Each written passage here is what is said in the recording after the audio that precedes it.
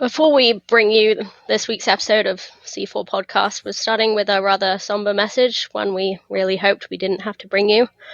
If you didn't see on our socials or on Twitter, on Friday, 14th of April, we lost our good friend of the show, Andy Eide, from the Sound of Hockey podcast. Listeners will remember that Andy suffered a stroke a few weeks ago while covering the Kraken, and very sad to say that he passed away on Friday. Andy was a great person, a great hockey writer, a champion of junior hockey, obviously a champion of the emerging market in Seattle. He covered the team with a light touch, very friendly, always had a laugh, and that laugh was really infectious. He was very kind to us, very kind to our show, and yeah, he leaves behind just a great void. And we're very sorry to all his family, all his friends, especially John and Darren on the podcast. And yeah, as we always say, life is tough, and hug your family tight, because there's nothing guaranteed in this life.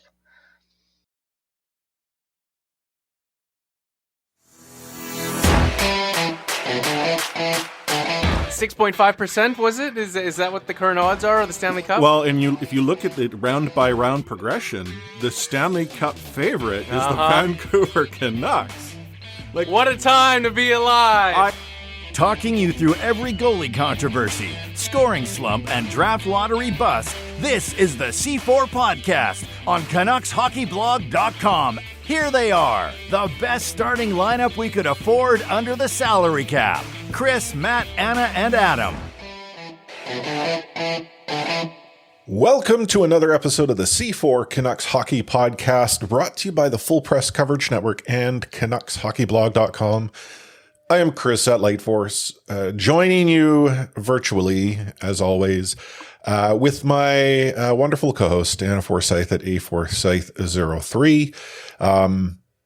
As we've led off with our show already, we come to you at a very somber time, and I want to say that I wasn't entirely sure I wanted to record a show. We talked, about what we were going to sort of cover leading up to this episode last week. The Vancouver Canucks were going to be obviously out of the playoff picture. We knew there would be an end of season presser. We had sort of decided okay, well, we're going to go into the off season, and, off season mode is a different schedule. But, when the news broke on Friday that, Andy had passed, it was shocking, to say the least. And I know, like, Anna, when I'd messaged you, I sort of got the feeling that you were as shocked as me, but yeah, it's just, it's unreal. Like, I think I actually don't know what to think. Yeah, about it's really tough to face. And like you say, it's not necessarily we want to be talking about hockey at this moment, but some of you may have seen that the Sound of Hockey guys put out an episode over the weekend, which I think is incredibly brave of them to do that. And thought, well, yeah, we've got to keep going. And as stupid as hockey is to talk about at a time like this, like, I mattered a whole lot to Andy, so I guess we just keep talking. Yeah, I mean, hockey certainly mattered to him. Like, I went back and I listened to the show where he joined us, and, within the first 2 minutes, that laugh is just, warming things up. Like, I read the message, I believe it was from his brother on the Carrying Bridge site, but it's something that if you just search on Google or on Twitter, Andy Eide, and you see all of the people that talk about how, he was a gentle giant. He was the type of person that if he asked you for help, you were more than willing to step up. I think it was Todd Lewicki had actually, shared that. Like, no, like if he came and knocked on my door, yeah, this is the type of guy you move earth for. And that laugh, that wholesome laugh. I just, we had the pleasure with our show, not only to sort of obviously hear that laugh in that episode, we got to see him and like just the genuine joy talking about hockey, talking about the hundreds, talking about watching, CBC, down south, which for me is amusing, being that I'm, Canadian through and through, and it's all I've ever known. But it's also a sharp return to reality that life is so fleeting. Yeah. And here we are talking about the Vancouver Canucks, which in the grand scheme of things is something we're lucky to do. But you pointed out the Sound of Hockey recorded a show, like John and Darren recorded a show. And I had, up until that point, I was kind of wondering, like, do we really want to talk? Like maybe we take a week off and we come back next week. Like I wasn't really in the mood. I wasn't like, I'm not like, I don't really want to talk Vancouver Canucks. I mean, I'm down about the team, but I'm further down about the fact that, the hockey community in the Pacific Northwest has lost a great. And then to see John and Darren produce a show where they had guests involved and, yeah. I haven't even been able to listen to it yet, but the fact that they recorded it is just. Oh, I saw that. I when it showed up in my podcast feed, I pressed play. I listened to the first 30 seconds, and I'm like, no, I don't want to. Yeah, I'm not. I don't have the capacity to consume this episode right now. And I mean that was during my commute today. Commuting is when I listen to the majority of my podcasts, the amount of time I have, and it wasn't one. You can't listen to that in public. Oh man. But, I mean, Andy, I regret not having you on our show more often. I regret not having that opportunity to hang with you at a Canucks Kraken game. I regret not being able to, pick your brain about the dub more. Like these are all things where I was like, oh yeah, I should do this. We should have him on. We should find out if he's coming up here, things that I think in the broader sense, we take for granted far too often. Yeah, you just think, well, we'll get to it, right? But you don't always have that opportunity, so. So please, if you're listening, you're like, hey, I've really been meaning to talk to someone or reach out to someone, or whether it's, someone someone, close to you and your family, do it. Like, do it now.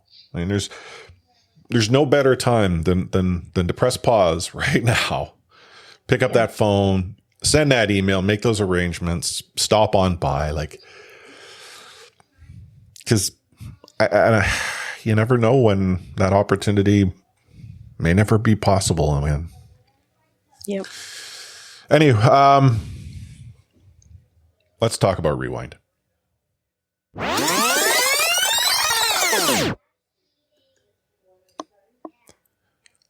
So the Vancouver Canucks season has now officially come to a close. When we were recording our show last week, the Vancouver Canucks were taking on the Los Angeles Kings, and the Kings had, given themselves a solid lead, but it was mean nothing hockey in the grand scheme for the Kings per se. The Canucks the Canucks had mean nothing hockey all week, but where they wound up in the draft lottery, and odds, there was, a tie-in. So it was somewhat disheartening to see Vancouver go and beat the Ducks 3-2 and then figure out a way to beat the Coyotes despite the Coyotes' best efforts in Mullet Arena, where I don't know if you saw the tweet from the Saskatoon Blades. I do not follow them, weirdly.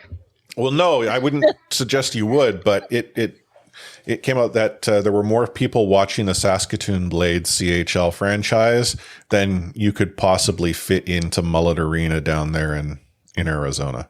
Not trying to disrespect Mullet Arena. It's a university rink. It's actually looks pretty good for a university rink in a state like Arizona, where I don't believe hockey would probably get a whole lot of dollars.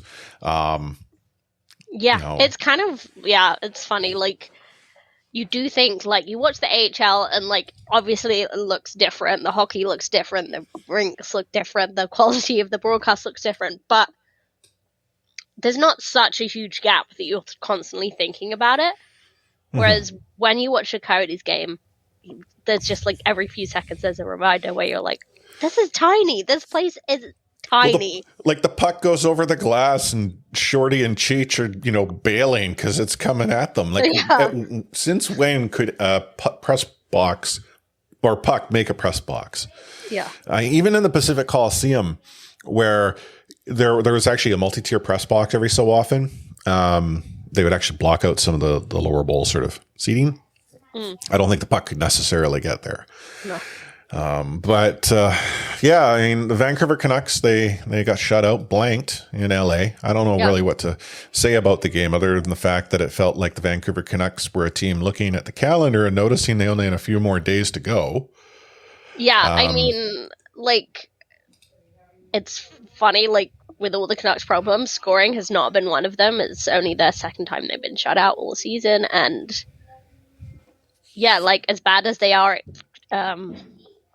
like, getting shutouts, they really haven't been the issue that they've been kept off the scoreboard completely, which is maybe why you can almost trick yourself briefly into thinking they're a competitive team when they're not. But yeah, like, it was a very clearly a mean-nothing game. Yeah. Which, segues quite nicely into the game against Anaheim the following night, when suddenly the Vancouver Canucks realized that the calendar only had a couple of games in front of them, and Petey still needed to get himself the 100th point, which he does in the first period on the power play from none other than Brock Besser, who we'll talk about a little bit later in the show. But the Vancouver Canucks, vintage, was it not? Like, vintage lotto line hockey.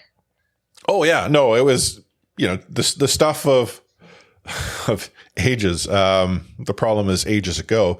But yeah, Brock from Petey and Miller. Kuzmenko then tallies one to get himself a 39th goal in the season. Another interesting number, because I think Petey had 39 as well when the season was all said and done. Also on the power play, special teams had suddenly figured out how to become special again under Tocchet. Vancouver Canucks get themselves to a 2-goal lead, but in typical Vancouver Canuck fashion, allow the Anaheim Ducks to score 2 more to tie it up. And I'm thinking, they might lose. And like, I'm not trying to cheer the demise of the team I support. No, but like, we're in like an impossible situation. Like, we're desperately trying to hold on to the last few percent, like, of chance of getting Connor Bedard, and like, but in the end, it's Anaheim. Like, they might, even if you like give them an inch, they will not take a mile. Yeah. The fact, though, that the Vancouver Canucks did get themselves 2 points, I believe that locked them into no longer being able to be top 10 in the odds. I don't know. Yeah. I'm now thinking maybe it wasn't that game, but that, I think, negated. Yeah, honestly, I can't remember. It was just like, when did I lose hope completely? I think, yeah. But at some point, I think after that, before the Coyotes game, they realized they couldn't fall any further. So, yeah. It kind of went from, like, almost meaningless to completely. As soon as Petey got his 100th point, anyway. Yeah. And let's be realistic here. Like, when you were to hear that, they are no longer going to be able to be in the top 10, how big of a difference is it? They went from 3.5% to 3%. Yeah. And it wasn't actually, I don't think it was that win that did it. Ultimately, I believe it was the final win. But like in the grand scheme, not a huge difference. But, just a couple spots up and they're 3 to 5%. Still not a significant shift. But, we were at a point in the season where the Vancouver Canucks were, pushing like 9-5, 10%, which pretty solid odds. Yeah, that's pretty good. And sure, you got to be in it to win it. So 3% is better than nothing. But oh, that's so sad that we're talking about it as the draft lottery odds like that. But yeah. There was a Reddit post where someone had said the chances of the Vancouver Canucks winning the draft lottery are equivalent to flipping 3/4 and having them all land heads. The post then went on further to say the Vancouver Canucks were going to attempt to do a mock draft with 3/4, but found they were too short and couldn't afford them under the salary cap. I thought that was some top shelf jokery right there. Yeah. I'm trying to think because I don't want to get myself in trouble because, as you know, like, I cannot math. But, like, every time you flip a quarter, the probability it's going to land heads is 50%.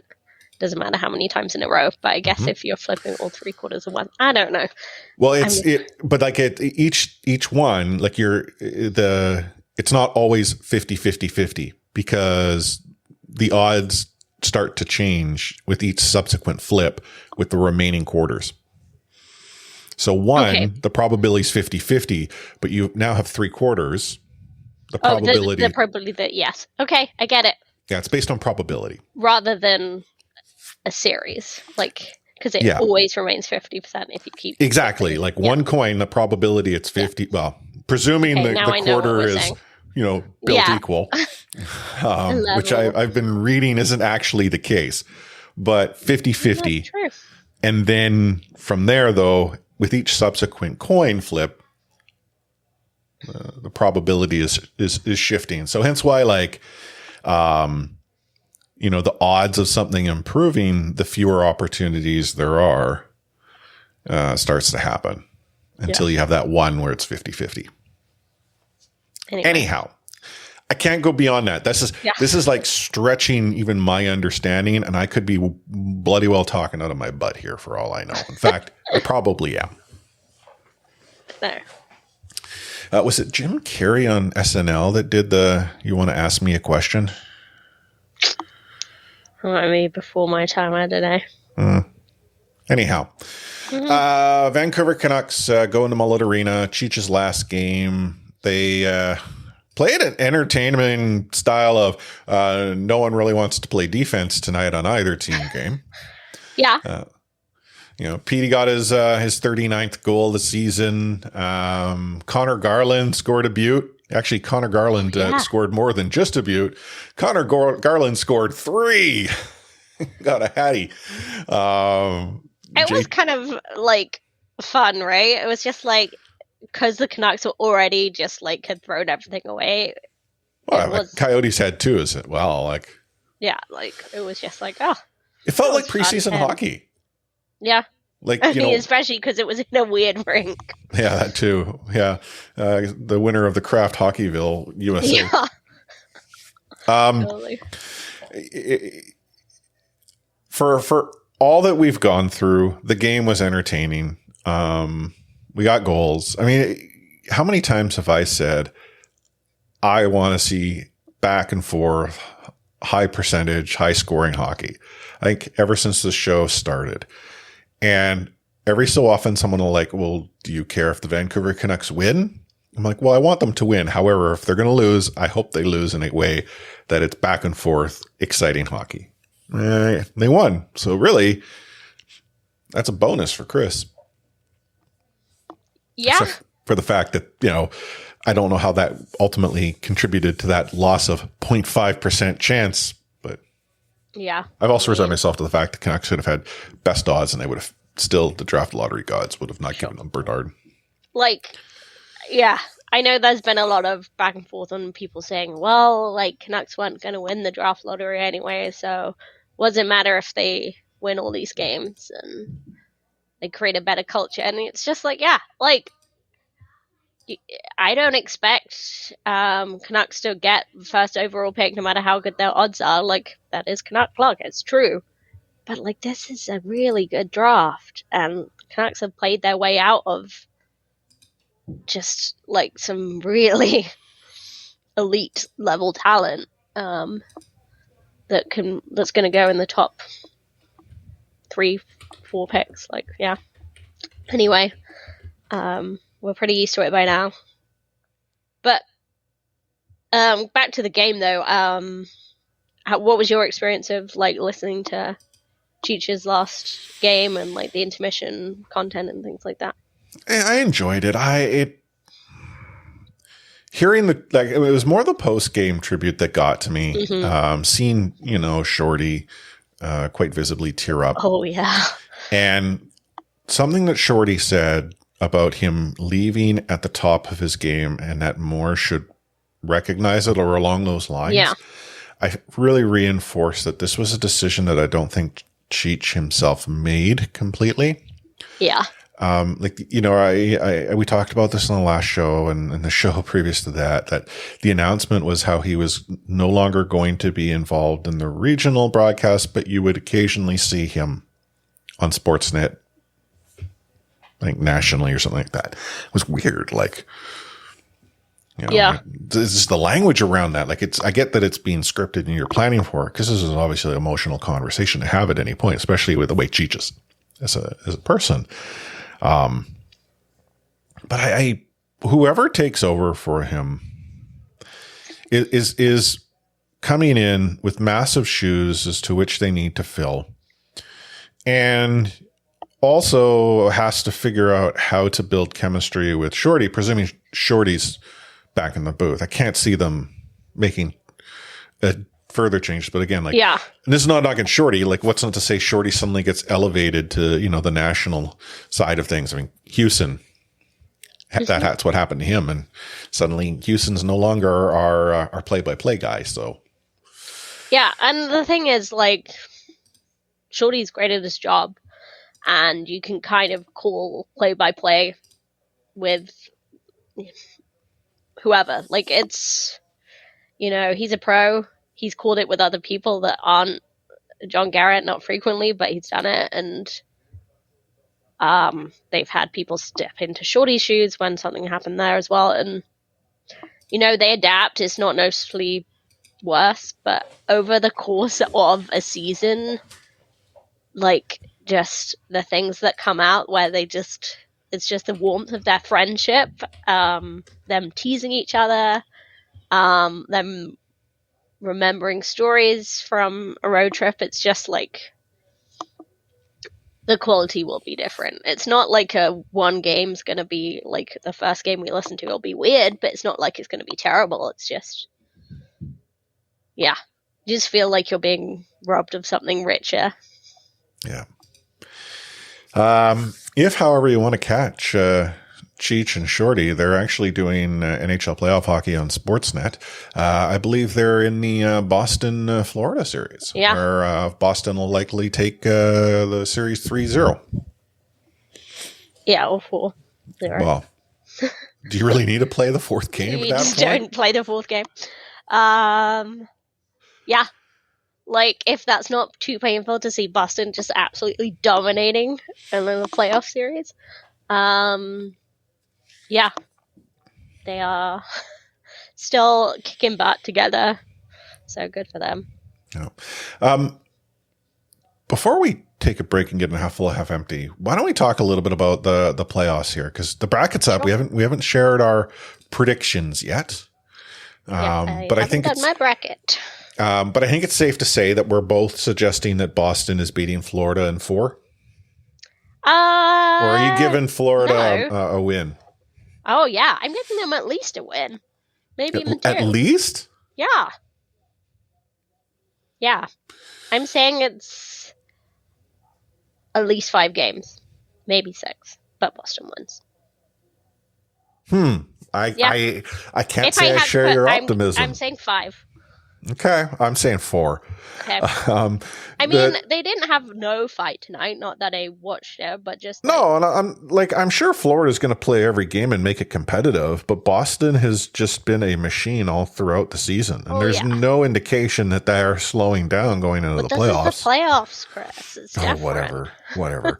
I get it. Just because you're first overall in the league and you only lost 12 games in the season does not a champion make. It's hard to see them. I really hope someone stops them, but it's hard to see. I mean, Tampa was so dominant that season, they got bounced in the first round, but this does not look like that. This Boston, you're right, is not that Tampa. Case in point, look at what Boston did to Vancouver and Vancouver's destiny season, right? Tampa has always sort of maintained what Tampa had in 2011 when they've had success. Boston's recipe is we're mean and we hurt people. Yeah. I mean, that's the thing. It's just I do think it is different. Tampa and Vancouver, their separate seasons, were easily the best team in the league. Mm-hmm. But Boston's just been something else this year. Way better than they were in 2011. Way better than what they were in 2013 when they were in the Cup final again. It's David Pastrnak. Just it's just gone from strength to strength there. Yeah. It's insane. Maple Leafs and Lightning. I have this as 6 for the Lightning. But then every time I look at this, I'm like, is this just my dislike of the Maple Leafs? I mean, you keep thinking that one time it's going to change. And really, if it doesn't change this year, when is it ever? But I'm still they're already talking about Kyle Dubas being elsewhere. I get it. Hockey mad Toronto. But the conversation is depending on the appropriate ownership group in Ottawa, Kyle Dubas might be a great fit. Yeah. That's not good. I'm picking Tampa in 7 just because it's funny. In 7. Okay. See, I could totally go with that too. I just said 6 because I think 7 would probably be too cruel. Yeah, I know. I just find it funny. So 7. Staying in the East, you got Carolina, New York Islanders. Carolina already leads the series 1-0. And yeah, sorry, Boston. Sorry, Bo. No. Unfortunately, they just squeaked in. I'm not saying that's exciting. That can be great momentum, but no, I don't see it. Yeah, I've given it to Carolina at 5. Yeah, I'll say 6 just, but I don't see anything crazy happening there. And then wrapping up the East is the Jersey and New York. Jersey, that could be fun, hey? So I have Jersey in 7. Nice. This in the edge there, they got a Hughes. Hughes, yeah, they got double Hughes now. Oh, that's true. They got a Hugheses. What happens if you get 3 Hughes? I'm not trying to awfulize here, but did you hear the story about Quinn Hughes ripping the braces off? I think it was Jack or something like that. No. And I'm just realizing what you mean by braces is the teeth. Yeah. What? It was on. Oh gosh, it's definitely worse than the other ones. Apparently Luke was telling. Was it Luke that was telling a story, or Jack was telling the story? But essentially, 2 brothers got mad, and Quinn ripped the braces off the other. Quinn. I thought he was a lover, not a fighter. Well, yeah, but I did see that game. He might be, but let me tell you, don't cross him because he goes, like honey badger crossed with Wolverine or something like that. Yeah, yikes.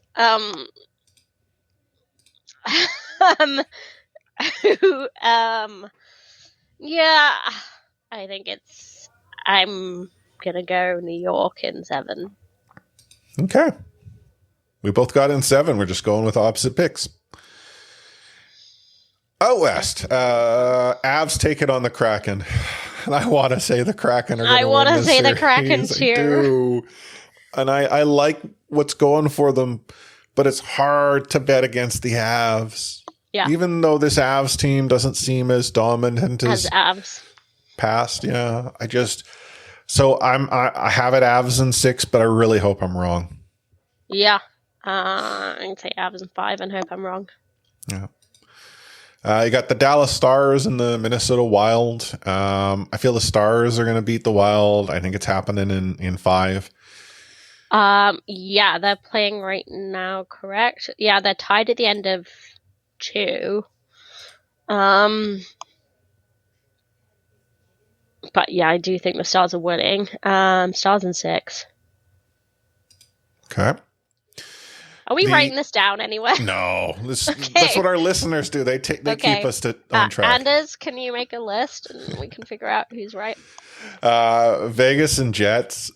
This is my upset. I have the Jets winning this in 7. Oh, I love that. It's really the only. I mean, yeah, I've hummed and hawed, but this is an upset. I mean, I do think Hellbuck's back. He's back, baby, and I do love that. And I do think Vegas isn't as good as they have been. Yeah, Jets in 6. Jets in 7. Jets in 7. Sorry, I'm copying you, but no, that's fine. It's very hopeful and it's infectious. I mean, I love it. I have no problem with you copying off my homework. Just understand that there's no guarantee I'm right, and we both could fail. This series, Oil in LA, I think is also going to be an entertaining one. I think the Oilers are winning right now, so that game's on. Currently, yeah. I feel that the Oil will take this one, but I think it's going to be entertaining. I got them taking it in 6. Yeah. Rooting for the Kings, but yes, I think Connor and Leon take them over the line. Oilers in 7. Okay. Entertaining series, though. I mean, 6 and 7, those are good series to watch. Obviously, we'll be back in a couple of weeks, and it's very possible that series may be done, and we'll be starting to... So, Boston is the only... You picking Boston to sweep is the only one.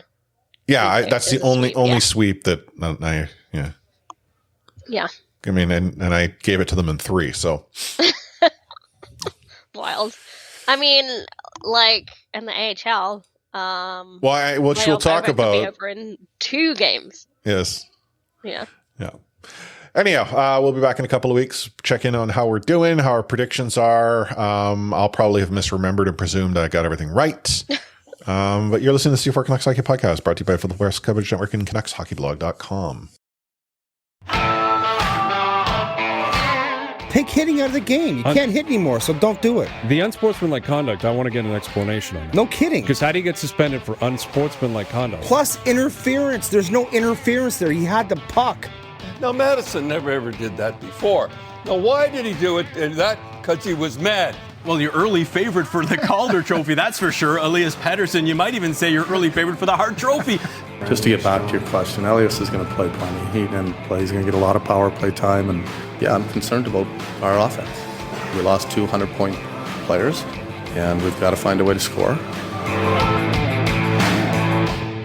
So today was the end of season presser. We had Patrick Allvin or Rick Tocchet representing the front office. Jim Rutherford, not to be seen, though. In fairness, the last time we saw Jim, he did sort of suggest that maybe he has to stop opening in his mouth and being in front of the camera because he's too honest. Yeah, and there is the fact that people have been, pretty critical of him pulling the strings maybe a bit too much, so I think it was probably wise to put Allvin out there instead, although not that he's great at public speaking, but he's maybe better than Jim. Well, okay, I think it's fair to say he's better than Jim, but the bar is pretty darn low when and Jim Rutherford's better than Jim Benning, but the bar is below the floor. Yeah, and I mean, and with all respect to Jim Benning, he was never the guy you wanted in front of the microphone. We've said it all along. It's like, why did they put him out there in front of the microphone? It's just not his place. That's what Trevor Linden was for. But y'all let that one go askew. What did we learn from this press conference? Well, Brock Besser really isn't getting the votes of confidence. Not that I would expect him to be getting votes of confidence from this front office. But when you're being called out at the end of the season presser as having a rough go at the start of the season, with a fabulous final 2 weeks, and he just needs to figure out how to, fix up his preparation in the off season. Call out. Yeah. I mean, I thought it was a bit harsh overall, didn't you? Like, come on. Well, harsh, yes. I mean, it was the delivery though. Like, is this where you're sending the message? And this is not him getting it's not like, oh, we've never told the player this. I'm pretty confident they would have had some form of conversation with this front office. This would not have been a surprise. But to be so candid about it, I don't recall out of anything from this end of season presser where another player, got laid into without a wink. Like Ethan Bear apparently earned a raise. Wink. I mean, that was the closest to it, and it wasn't even close. Yeah, because I did think, no problem at all. Coaching staff saying that kind of thing to Brock, and even being much more frank than that. That's the kind of thing you have to say. But especially as one of the big quotes that came out of the player availability was Brock saying, "I want to stay here," and endearing himself to fans in the process. It did feel like just the wrong fight to pick. It's not quite picking on Tanner Pearson or something, but it's just felt odd. It did. It was. There were a number of different ways they could have probably come at that, and I'm trying to choose my words well here because I know it would be unfair for me to be upset that they're saying it this way when I would prefer that they say it straight. Don't dance around. Let's give us the answer. I just think it could have been delivered more tactfully. Yeah. It's what are they reinforcing? By delivering the messages they delivered today, they're reinforcing their belief that Brock Besser has not prepared like a professional, and that if he were to do so, he would be a much better player. A way to deliver that same message is that, hey, we know he's dealt with a lot of adversity, but in the final 2 weeks of the season, we saw significant improvement. He started really focusing on the right things, and we hope that continues into this off season. Yeah, and you could say, we expect Brock to put in a lot of hard work in the off season so he can continue to improve. Yeah, that's fine. It's the yeah. The part of the sandwich that was served to him was not the tasteful one. Exactly. Yeah. But whether he returns or not, that's a big point. Does he get a new contract? Obviously he still has. Oh no, years left. Brock. Done so? Oh, the more that this team does and doesn't talk about Brock, the more it feels like he is one of the parts that's going to be moved. Because a further conversation that had come up is, how do you plan on being creative? And Alvin had said he really doesn't want to use buyouts, if any at all, which, okay, if you're not going to buy contracts out, you have to find room some other way. And Brock Besser, to his credit, looked really good at the end of the season. And so it is possible there are GMs thinking, hey, healthy, dealt with some adversity. He's overcome that. Given the right opportunity, might be the player the Vancouver Canucks had always wanted. We can do that here.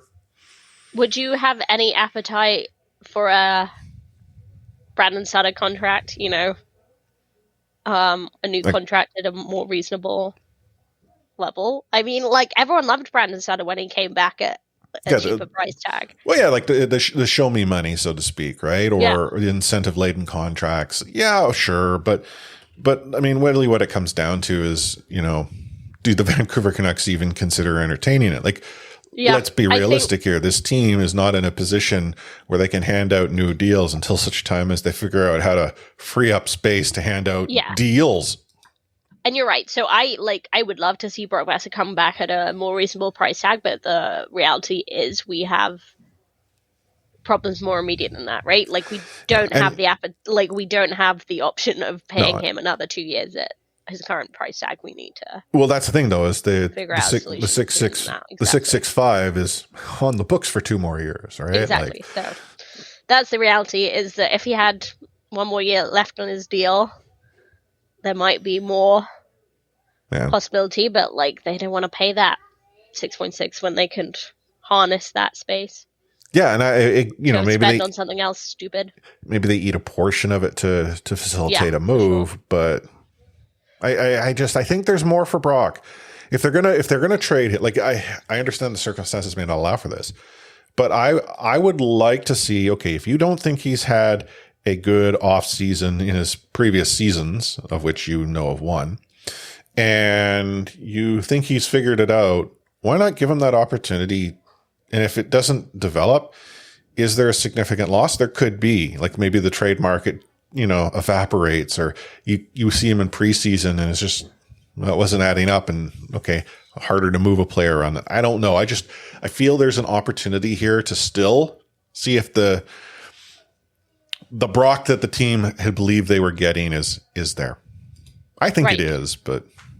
And yeah, as you say, like if he starts the season off really well, that could be a great bargaining chip as well. Yeah.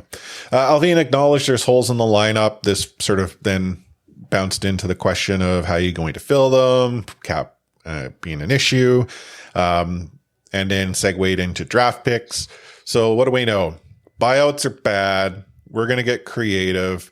Not really thinking about more draft picks. We got lots. Maybe we'll trade up. So the thing about trading up is you got lots, you think you've got lots, but you got lots, then you don't got lots. Yeah. Yeah. I mean, I didn't expect a great deal, like the fact that he's just saying, yeah, we'll get creative, and vaguely, like not really referencing what that might entail. Just like, we're going to solve the cap problems. Don't worry, we'll get creative. Like, whatever, that's kind of what you expect. But it's just like disappointing. You're just like, then are they ever going to get it? Mm-hmm. Probably not. Yeah. Let's see. They plan on sitting down with the PD camp, getting a deal done. PD's agent, on the other hand, is saying, yeah, we need to sit down, probably in person. That's never confidence building, but hey, at least they're talking, right? Yeah, whatever. You like, it's PD. Just you throw him the money. Okay, in fairness, throw it as much as you can his direction. However, you did that already, and you tied up quite a bit of it with a guy named JT Miller, who, if you saw Elliot Friedman's 32 Thoughts, his final of the season, he has confident belief as the Vancouver Canucks were asking for 2 first-round picks and a high-level prospect or ready-to-play in the NHL player during deadline. So, hey, good on the Canucks for asking for the moon. I mean, you don't ask, you don't get, but like, come on. So, I mean, that actually then leads me to wonder if the Vancouver Canucks and Pittsburgh were that close to a deal, and because the smoke was that the Canucks were not wanting draft picks. That's why I'm. But then it has me wondering, is that what they asked for in the belief they were going to flip those picks for players? And Pittsburgh then finally said, well, hey, why don't we facilitate a way to give you the players, because we don't have the picks? And the player, we can't get the players, but here's more picks, but you don't like those more picks. Like, I don't know. Yeah. It was so surreal to see that comment. Like, you can just imagine, like, the Canucks just, like, disregarding an offer of, better or equal value because it's not what they asked for, right? Yeah. Like, you can see that happening. So, and the rumor is that the Vancouver Canucks are still exploring the possibility that JT Miller finds his way out of Vancouver before his contract kicks in. Because once that happens, are friends now. So why would you want to do that? True, they very different, but they're friends. Yes, the odd couple. So, someone, and this is from Reddit, Canucks Reddit.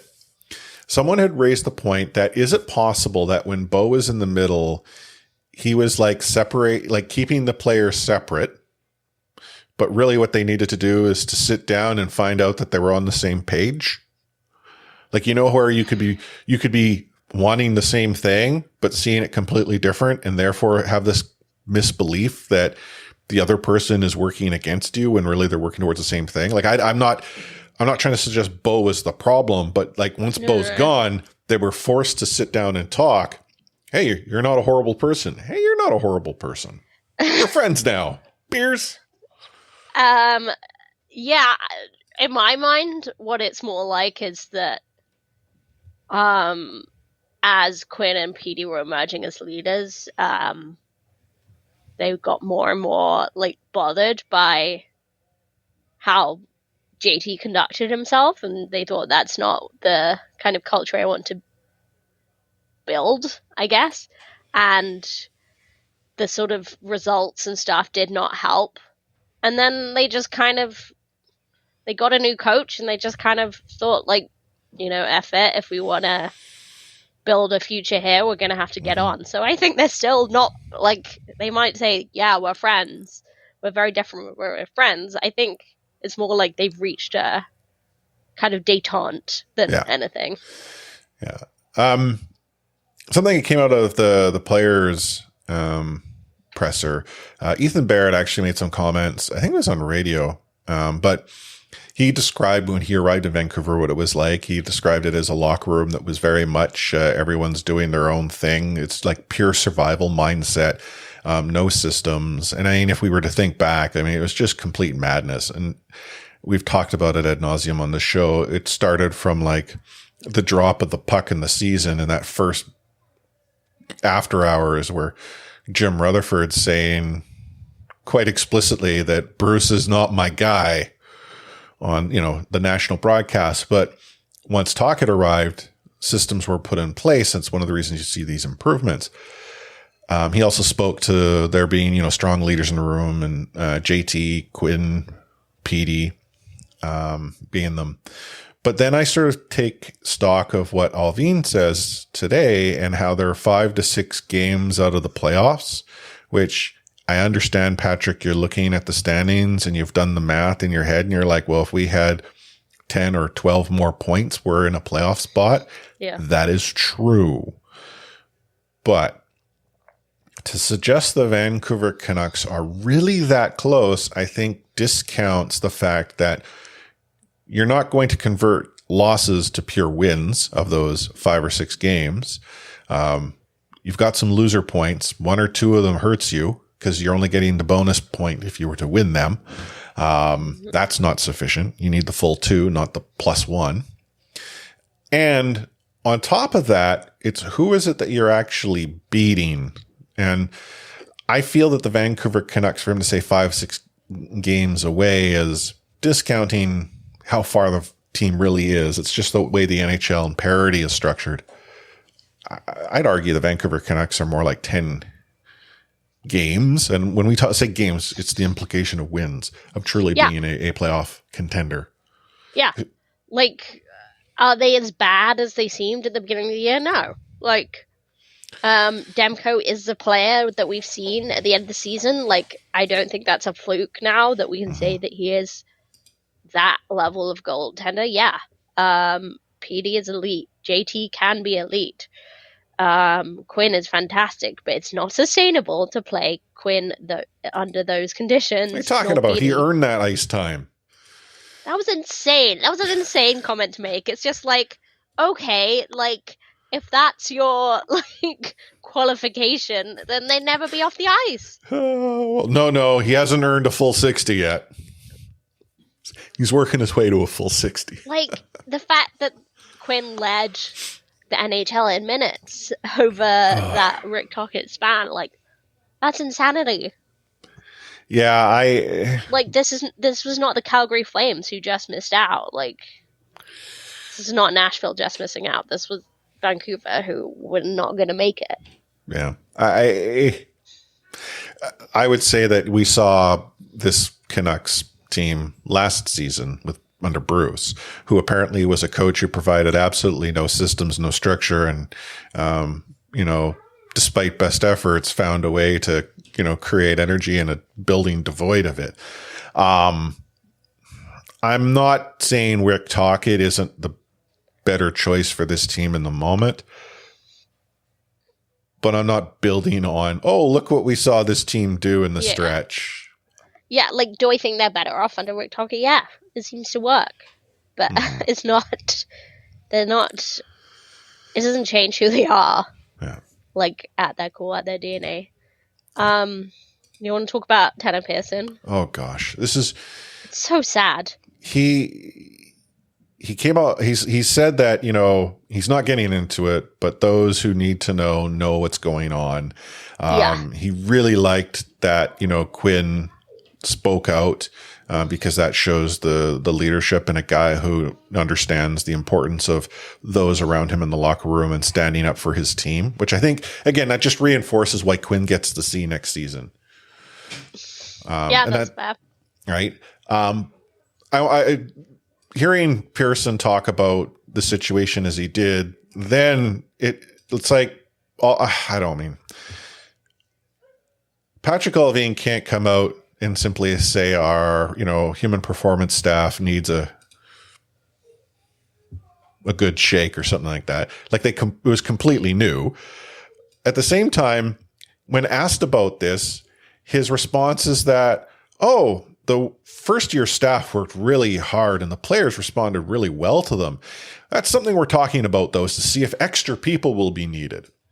So you're either admitting that you understaffed the group, which I don't think is what he is doing there, but not acknowledging that the Vancouver Canucks are still a team dealing with, hockey-related injuries at a much higher clip than many other teams. Like, it's interesting that the one person who looked at this with a different lens was Mike Gillis and really tried to find ways beyond human performance, the staff themselves, but working with the league to reduce the impact of travel and what have you. Yeah, well, everyone laughed at the sleep doctor thing, but he was trying to, it was the marginal gains thing. He was trying to. Yeah. And I'm genuinely curious, like, what were the, player games lost during the Gillis years comparative to what we've more consistently been seeing from the organization now? And, someone out there, there's just the team was just luckier. I mean, you lost a Sedin, for a good portion of one season. You lost Malhotra for a good portion of that season, the 2011 season. Malhotra was you can say Malhotra, Daniel Steen were different players after their injuries. I think Oland at one point, or was it? With Gillis, but even then Edler, there was always a significant, injury here and there, and those will occur. But then, the subsequent injuries around it. And again, I don't know. I don't have the stats. I'm curious if anyone has actually evaluated that. But it just came across to me as if Allvin was trying to simply provide a PR answer. Yeah. And I will say, beyond what's happened with, literally medically with his hand, it's awful. It's just so awful. And Tanner Pearson seems like such a nice guy, and he's a family man, and the fact that he can't, perform, can't be a dad in the same way he wants to be because of his hand. That's awful. Yeah, and that was the part that really pulled my strings, is that he has moved beyond returning to hockey at this point. His priority is I just want to be able to be a dad. Like when Derek Dorsett was talking about, I want to be able to pick up my kids. But yeah, I will say that I think the way they've handled it sucks. And I'm not speaking necessarily about the injuries like itself. You have to figure that out, and they need to figure out what the blame is and what happened there. But like the fact that Tanner Pearson has just disappeared from consciousness, like Brandon Sutter was around a lot last season. He wasn't playing, but he was around a lot. Like Tanner Pearson was just never there. He got like a bump in the. Does he want that exposure? Right, but like the fact that they stopped talking about him, like the team. Well, yeah, the team has quite clearly moved on, whether they want to acknowledge it or not. Which, sorry, that sucks. Like he might have got like a bit more of a starring role after Bo was traded. He got more of his clips in the pregame video, but like that was by necessity. I think they've just been handle it really shoddily, like, and I feel very sorry for Tanner Pearson. And yeah, I hope he's able to play hockey again. I hope he's able to, do everything at home that he wants to do. Yeah.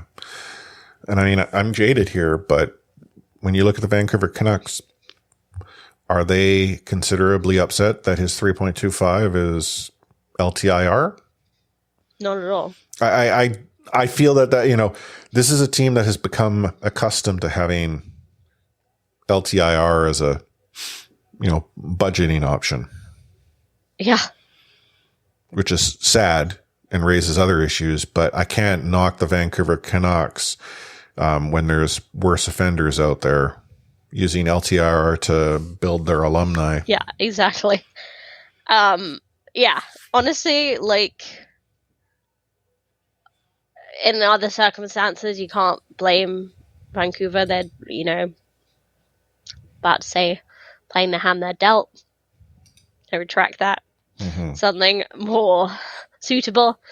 But yeah, I think the way that they've handled it sucks. And if there is a way back to hockey for Tanner Pearson, I hope for his sake it's not in Vancouver. Yeah. Well, I mean, I don't think it would be. And it's just different. Like Malhotra was not going to be in Vancouver, but the Vancouver Canucks quite clearly like, no, man, we don't think. And honestly, I respected that. You should play. And I mean, Malhotra was like, no, I think I can. I don't feel with Tanner, this is what they're looking. I think Tanner is wanting to pick, like, I want to pick up my kid. I want to play with my kids. I want to be a dad. This isn't a guy that's like, I'm focused on returning to the ice with everything that he's been going through. And we still don't know everything that he is having to go through and will continue to go through. You put this question in the rundown. How the season, you dropped the nest there, but maybe that was a Freudian slip. Maybe it was. So the word was assess, but when you drop the final S, it's something entirely different. Yeah. To me, I look at the season as it's a failure in so much that you didn't make the playoffs and you didn't put yourself into a better position by the end of the season to go and build a playoff team in the offseason. Yeah. I mean, I'd 100% agree with that if we're to look at things in a positive way, as we know we're very positive people. Mm-hmm. Is that, yes, the systems look better under Tocchet. The players seem to gel with him. Canucks will be better next season, but hopefully. But the thing is, does it shift the needle enough without significant surgery, etc.? Which is still something they think they're going to perform. How? Who knows? I mean, off season, crazy things can happen. Draft, crazy things can happen. I think leading up to last year's draft, my expectations that change was going to occur were very high. Leading up to this trade deadline, expectation that change is going to happen, very high. Neither of that occurred at any point, and now I'm sitting here thinking, whatever, I have no expectations. Good luck. Best of luck to you to pull off the miracle you think you can pull off. I did appreciate the message from JT Miller, Elias Pettersson, and Quinn Hughes, though. They're right on my mailbox to thank me as a fan. Oh yeah, I didn't play that yet. I'm sure it's going to be really heartfelt. Very heartfelt, genuine. Yeah, it's funny. Like all of them. Like, Bo was obviously the worst offender. I don't think he's pitched his voice ever in his life. But, like, Quinn Hughes. No, like, to make it clear, we're not knocking the three guys doing it. It's just, I can't imagine people worse at doing that. Like, yeah. I mean, just from throwing back to PD's, I'm a fan of these things advert. Yeah. Not so great with the injecting emotion. No. Speaking of playoff hockey, though, the Abbotsford Canucks have some playoff action in front of them. I was actually contemplating making the long drive out there to watch a game, but then I talked myself out of it very easily because it requires a long drive out there to watch a game. We should make it happen, though, if they get beyond the first round. Well, so the first round is a best of three, all in Abby, because sucks to be the team with the worst record. Granted, Abby was in this position last year, so exactly. So and against the exact same team, yeah. The Bakersfield Condors. Like, it is kind of fun. It's like revenge hockey, even though the players have moved on. But see, the problem of making a trip out to Abbotsford, though, is that I'm not going to be able to do that during the week because it's the work problem. And, putting in a perspective, I live closer to Abbotsford than you do, and it is still a heck of a long trip for me to make happen. Yeah. I think I've got to make it happen on a weekend if they, but not in the first round. There was a brief moment where I considered the weekend game, but no, I'm not doing it. Well, that's the one I had contemplated because it's Sunday, is it not? Yeah, Sunday is the if necessary game. And then Friday was the other one. Yeah, so it's Wednesday, Friday, Sunday. Yeah. Sorry, I was trying to think. I knew there was a weekend game. Yeah. But yeah, Friday was what I thought, maybe Sunday. Well, why would I want to do that to myself for a Monday? Yeah. I know. Yeah, it's brutal. But, like, if it's a proper Calder Cup run, yeah, I'm, like, got to see something of it. I will say I'm excited. I was excited for Abbotsford Canucks to make the playoffs in their first year as a franchise. It did not go so well. Canucks barely showed up in California for their 2 games. So I'm a lot more hopeful. Obviously, a lot of the players who were up in Vancouver are down again now, practicing today. Christian Wolanin, first team All-Star, Christian Wolanin. Nils Höglander is playing really well. Podkolzin should be playing. He had a medical appointment. Yeah.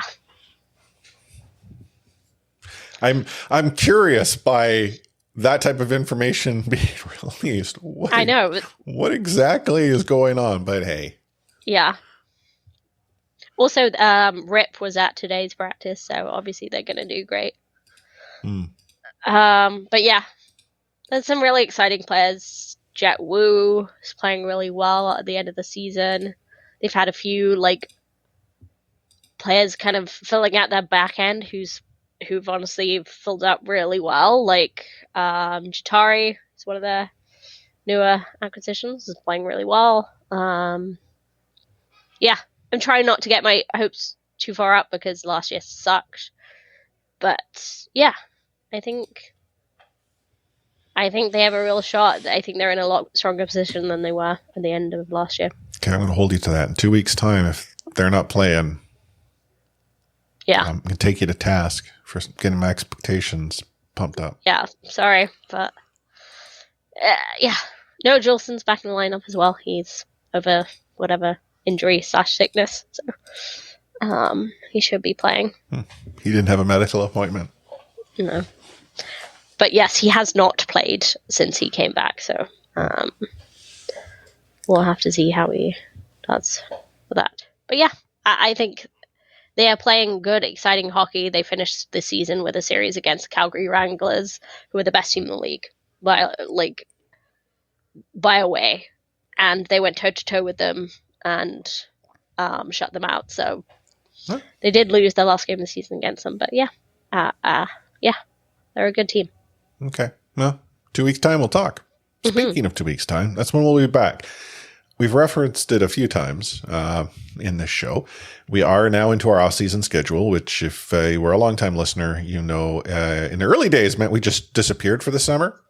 But in more recent years, it just means we shift to a every 2-week show, at least through to the start of the next season or close to it. What that means for you is when you tune in next week, there's no C4.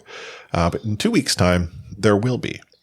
What do Anna and I plan on doing this summer? Good question. I don't know. Covering the Calder Cup run. Guess so.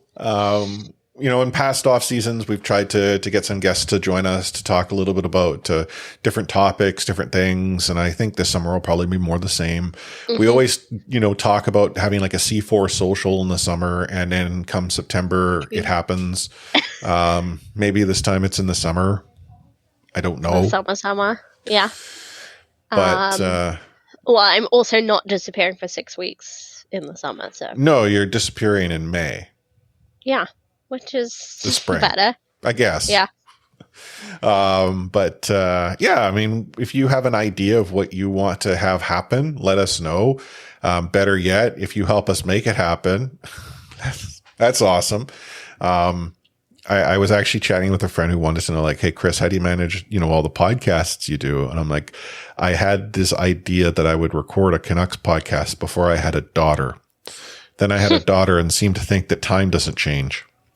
I was wrong. So. Yeah. It's a whole thing. But yeah, we'd love your ideas, what guests you want to see, or what topics you want to hear about, and we'll shape our guests and episodes around that. Yeah. But yeah, as always, we're going to keep the conversation going in Discord whenever we're not talking to you on an episode. Which can be found at discord.io/C4podcast. Or alternatively, just go to c4podcast.com and click the little Discord icon link in the top right-hand corner. That'll do the trick just as well. Want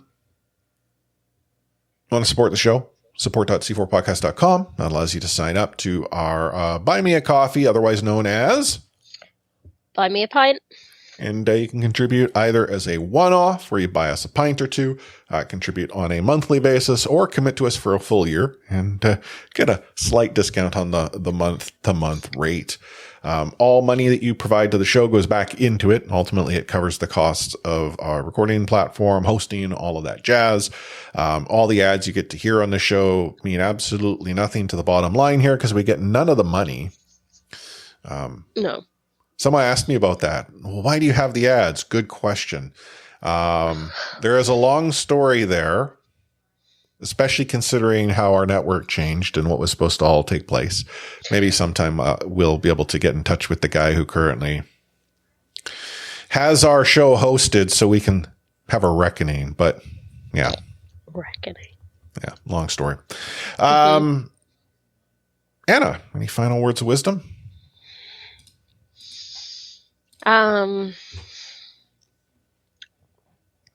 think it's been a really tough week.